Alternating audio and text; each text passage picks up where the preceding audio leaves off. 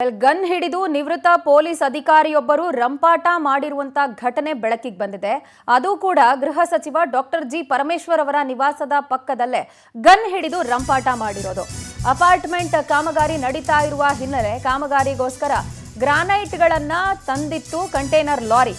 ಆ ಲಾರಿ ನಿಧಾನವಾಗಿ ಚಲಿಸ್ತಾ ಇತ್ತು, ಕಂಟೈನರ್ ಲಾರಿ. ಹಾಗಾಗಿ ಆ ಚಾಲಕನಿಗೆ ನಿವೃತ್ತ ಪೊಲೀಸ್ ಅಧಿಕಾರಿ ಆವಾಜ್ ಹಾಕಿದ್ದಾರೆ. ಅದು ಕೂಡ ಏನು, ಚಾಲಕನಿಗೆ ಗನ್ ತೋರಿಸಿ ಆವಾಜ್ ಹಾಕಿ ನಿವೃತ್ತ ಪೊಲೀಸ್ ಅಧಿಕಾರಿ ಜಯಪ್ರಕಾಶ್ ರಂಪಾಟವನ್ನ ಮಾಡಿರುವಂತ ಮಾಹಿತಿ ಸದ್ಯ ಲಭ್ಯ ಆಗ್ತಾ ಇದೆ.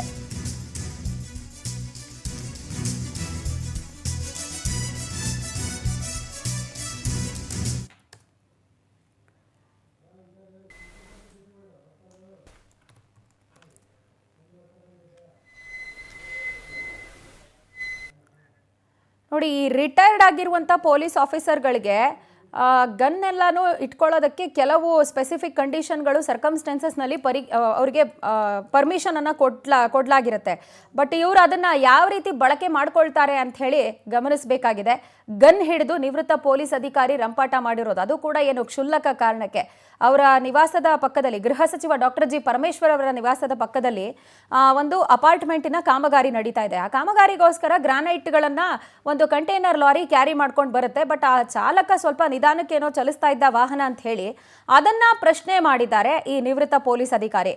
ಅದನ್ನ ಮಾತುಕತೆ ಮೂಲಕ ಬಗೆಹರಿಸ್ಕೊಳ್ಳುವಂತ ಸಾಧ್ಯತೆಗಳು ಇತ್ತು.